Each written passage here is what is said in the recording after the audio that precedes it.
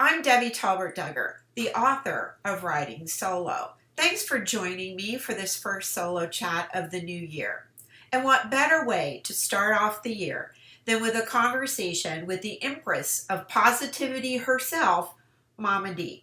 I finally got her to sit down and have a solo chat. A little bit of everything. It's really hard to control the narrative when you're having a conversation with MommaD. So lean in and listen as I have a chat with MommaD herself.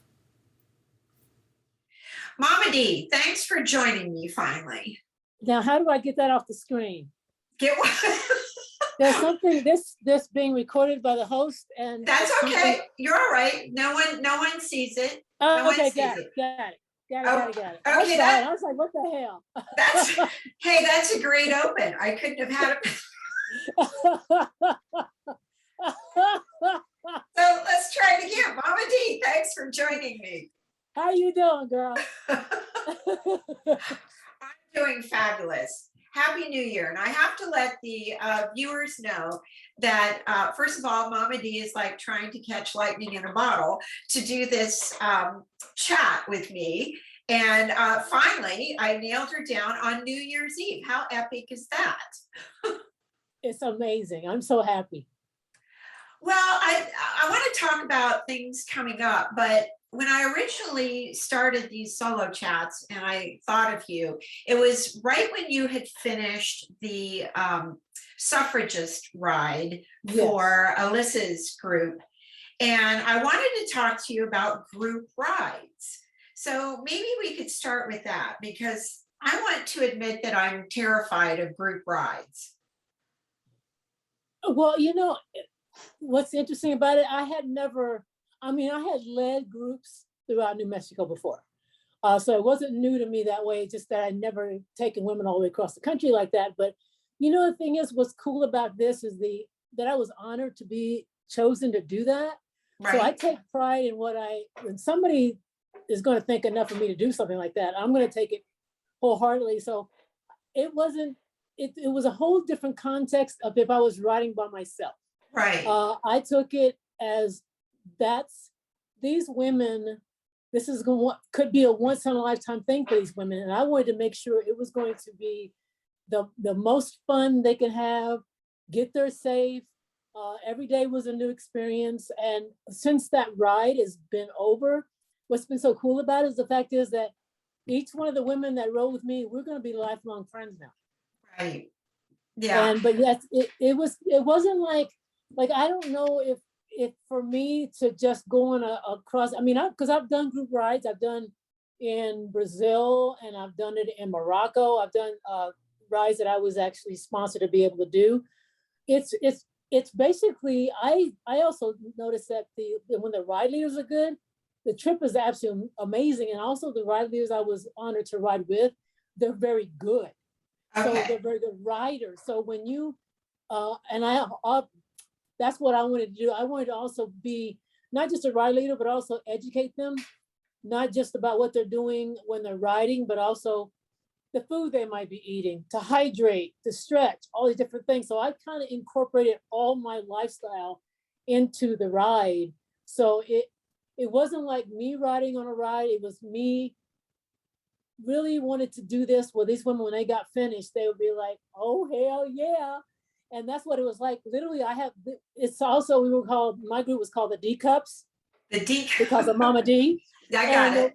But literally, we're in contact almost every single day now with each other.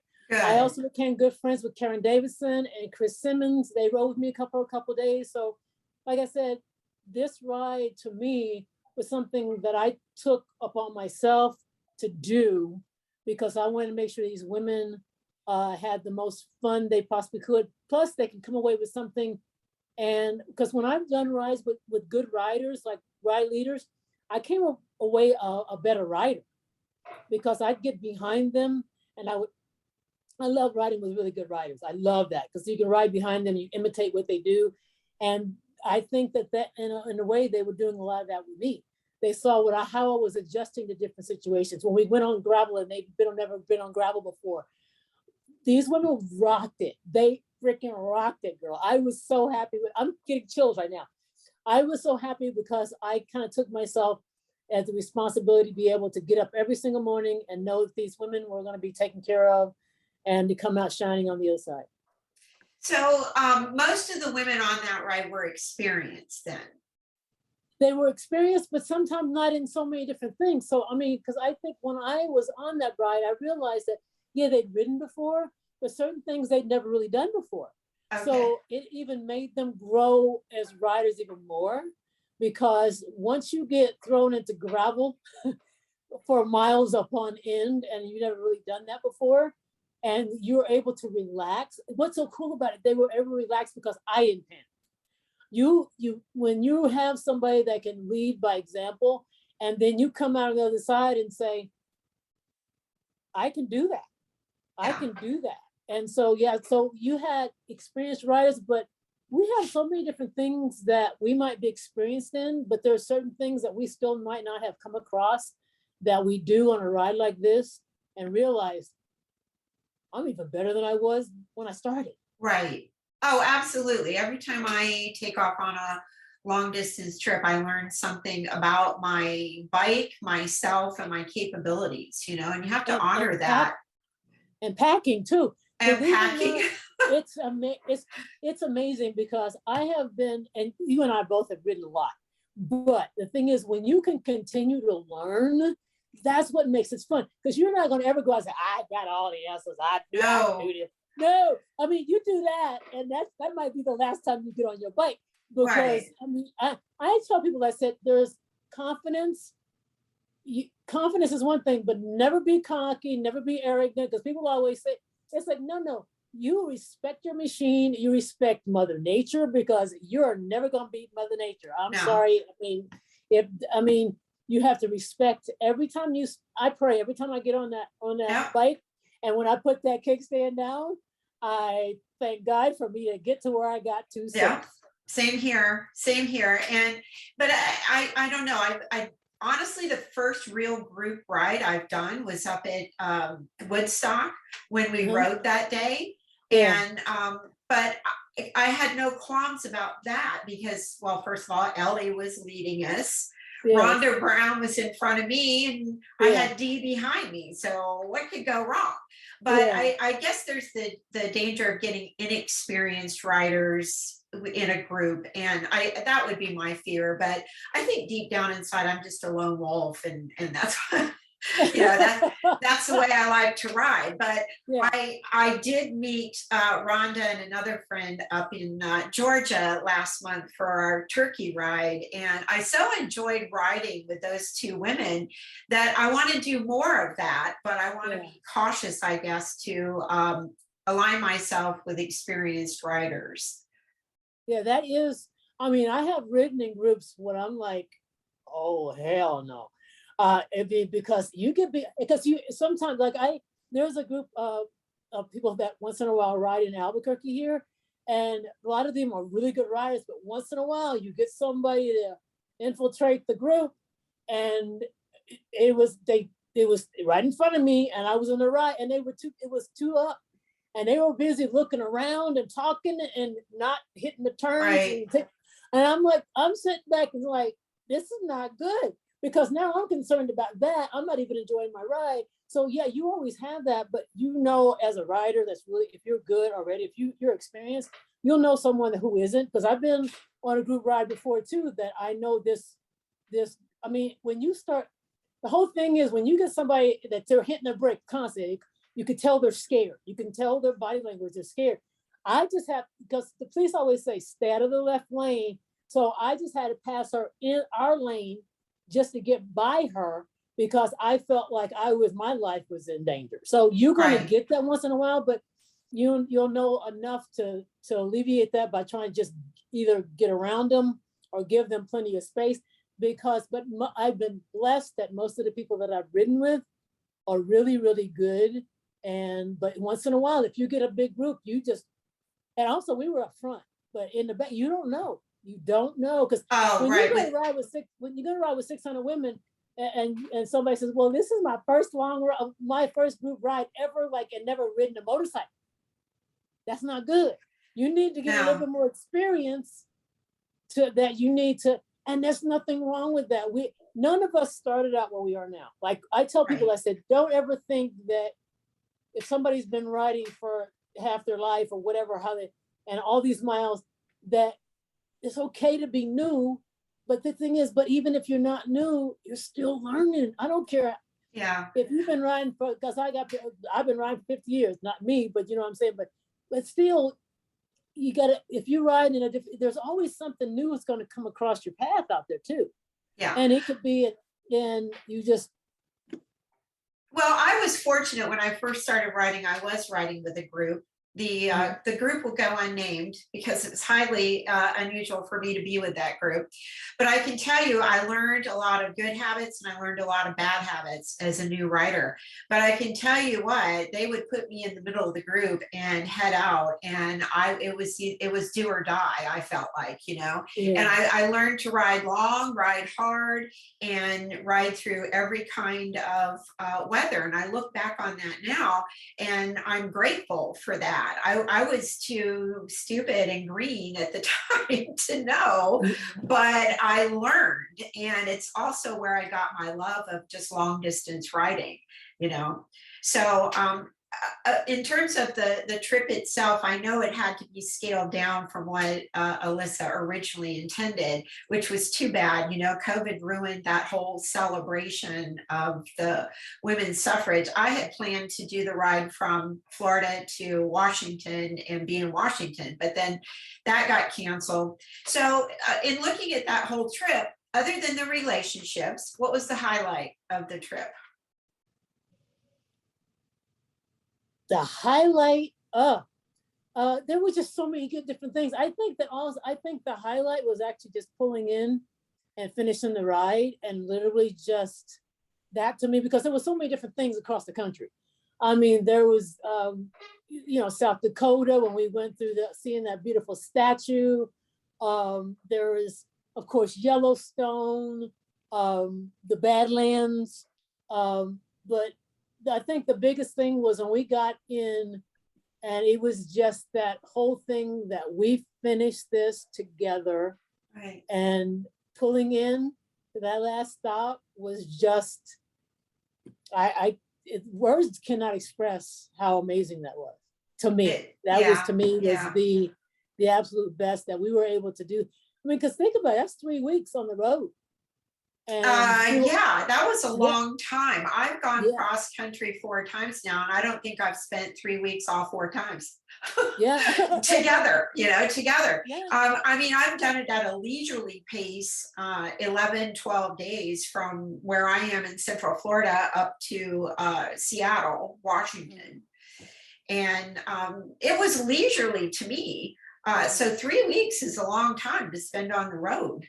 Yeah, and I also rode from Albuquerque to Portland, right? And then went across, and then came back and did another event in Santa Fe before I got home.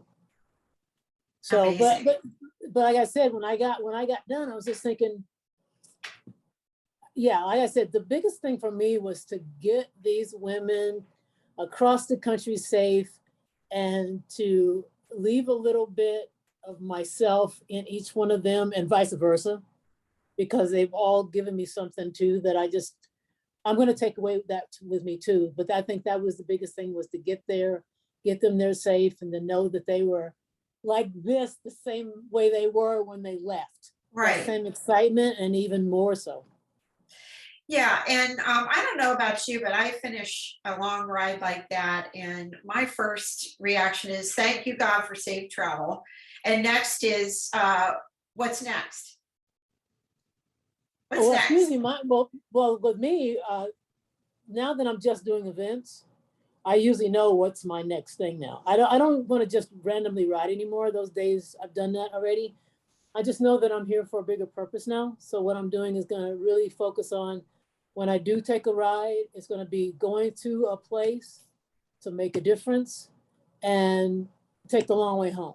But I want to get there. I want to do my thing. I want to spread as much mama love as much as I possibly can, and then take the long way home, and try not to take the same route as I did when I go. But so long as just riding anymore, just doing it I'm sorry, I'm almost to cry now.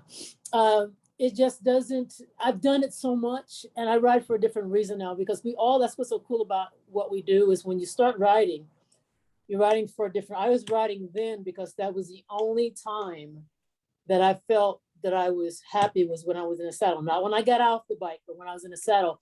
So it didn't matter how long I rode, and didn't matter how many miles I did in a day, didn't matter how bad the weather was. Now I look back on it, it was better than what I was dealing with at home. So Right. that's the reason why I rode that way. And I did all these 1,000-mile days, and all these like 3,000 miles, 3.5 days. I was working full time as a personal trainer, and did 50,000 miles on my motorcycle, and 50,000 miles in my car, just like I was just a lunatic. But now I look back, and that's why I can tell women that each one of us riding for a different reason, but long as that reason is giving you something, that's giving you something positive. Right. And so now my reason to ride now is to go out and to make a difference in this world before it's my time. And I want to do that for the rest of, as long as I possibly can now. Well, and you make a difference every time you show up. I mean, you're a hard act to follow, that's for sure. What is 2022 going to bring for MommaD? Well, there's a lot of things that I really can't tell yet. Uh-oh, come on. I need an exclusive. I need an exclusive. I can't do that. There's certain things that I can't. Okay. One of the things I can say, I'm going to be relocating next year. Oh, okay. What part of the country? I'm not. I can't. Oh, you can't tell me. Okay. All right. But I am. I will tell you this, and that's another thing. I will, since I've already posted on Facebook. I am, as of next week, I'm going to be filing the papers to legally change my name to MommaD Dee Diamond for real. That's going to be my name on my driver's license, my social security, right. everything. That's going to be my name. I admire that. That has been in the back of my mind. When I got divorced, I maintained the last name of Duggar because I had 2 small children at the time. And their last names, of course, were Duggar. And I, being a teacher, I see these kids in the classroom. Well, that's not my mom's last name. That's my, I didn't want it to be complicated for my kids. But now my kids are 29 and 30. They've each gotten married. They have a different last name. And here I am stuck with that same last name. And I can't tell you how many times I have considered doing this. So you're inspiring me to do it before it's too late to do it, Yeah. And the thing is, it's like that's something, because the name MommaD is something that I've earned. Right. And I didn't want to keep the last name. And I was just, this has been a while back. I just had not relinquished it to anyone. But I just said, you know what, something, and then it just came to me, and it just fit. And it's it does fit. I had DL Wilder. DL is my initials, first and middle name. And I actually have written a series of stories with a character with that name. And the more I thought about it, the more I thought, you know what, why can't I just pick a name I like, as a last name? And you can.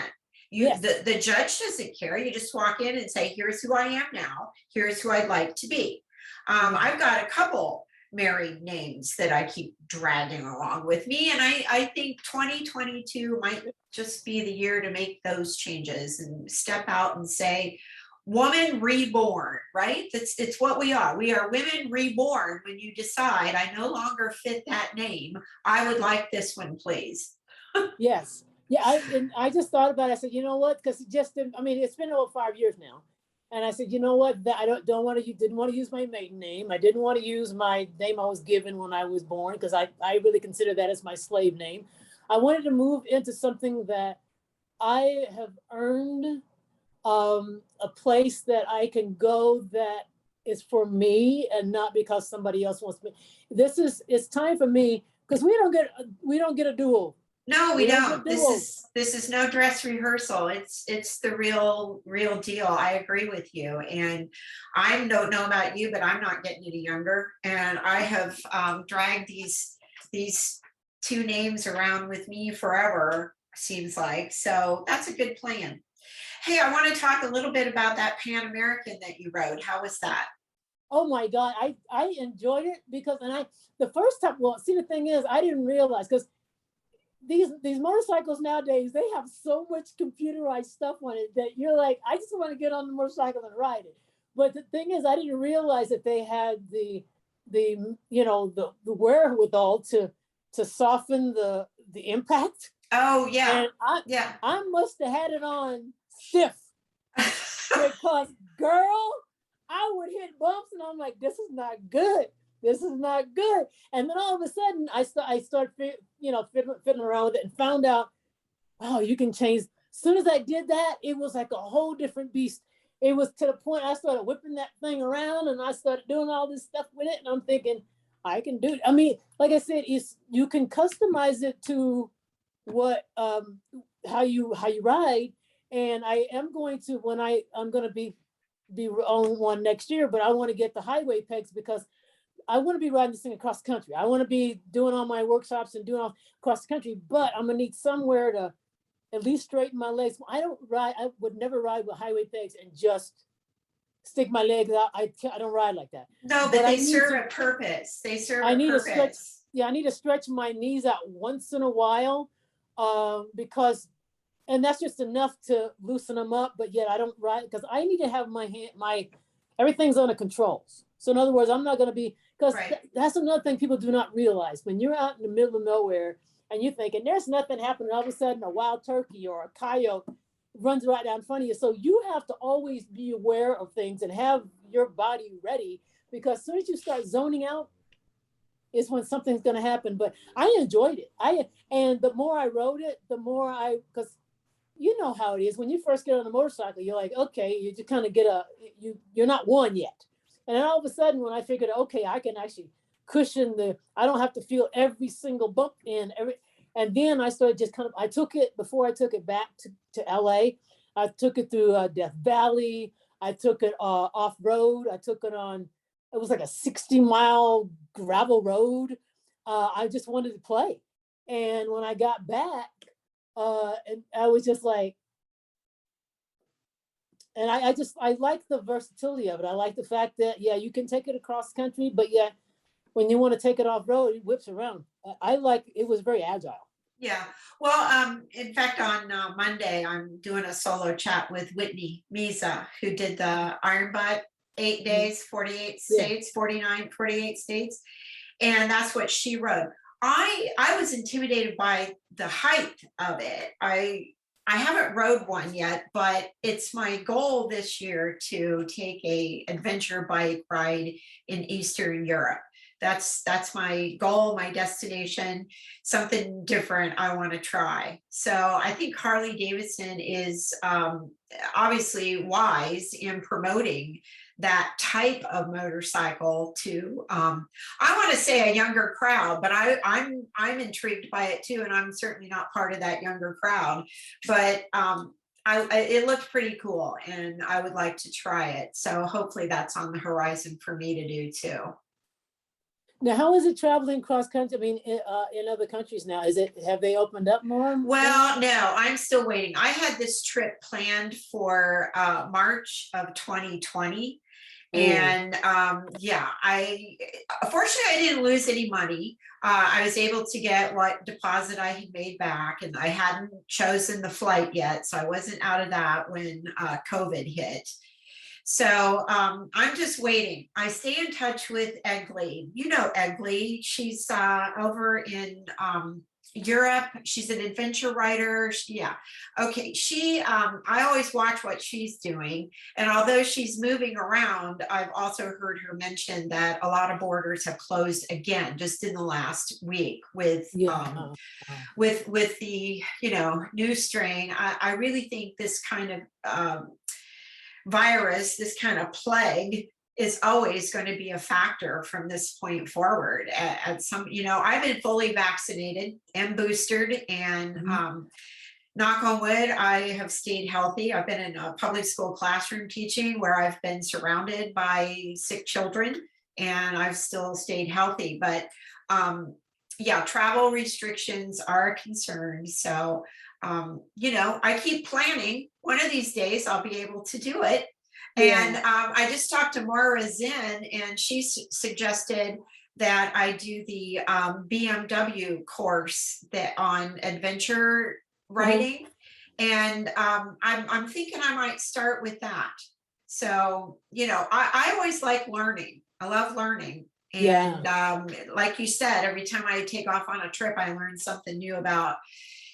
I can't tell you how much gear I've discarded because it no longer worked for me, you know? Stuff people said you need to have when you first started writing. It's like, no, I don't need that anymore. I got rid of all my leather, because I just found it too cumbersome and hard to pack. So I've got heated gear. I bought Gore-Tex guide wear from Cabela's. And I really like the gear I've got now. It's lightweight. If it's cold, I got heat, and it packs easy. So you learn something new every time. So to wrap up our conversation, you're going to be at Ellie's, get your groove on. Yes. I'll be coming up there too. In fact, as soon as school started in August, I said, hey, here's a week I'm taking off in May. So hopefully I can find someone to ride up there with me this year. It was kind of a lonely ride all the way up there by myself, but I'll do it again. And let's hope we don't hit the storms we hit this summer. Yeah. And like I said, I really don't want to, I'm not going to be laying out my schedule for next year. It is going to be amazing. I have some amazing things. I'm really going to, and after the first year, then I'll be able to announce some more things, but there's, other than the name change, there's several things that are still, I'm not going to relinquish yet, but it's going to be. This isn't going to air until January 7th. No, the things that I'm talking about is still not going to, I don't want to say it till after my birthday, which is January 26th. Okay. All right. Well, I'll just have to wait like the rest of the world as to what the new year is going to bring for MommaD. It's going to bring some changes for me too. I'm retiring at the end of May. And my partner, my wingman, and we bought a 26-foot RV and a trailer to pull the bikes, and we're taking off June 1st. And just spending some time on the road, and in a little different way than I have. I'll still be doing those solo rides, but the RV is going to put a whole new spin on what we do, or what I do from this point forward. So looking forward to it. Hey, hang around a second. I'm going to end our Zoom chat. And again, I thank you for joining me. Well, thank you for having me. I'm just I'm so excited about just being your friend too. Just thank you for, and guess what I love? Oh God, thank you.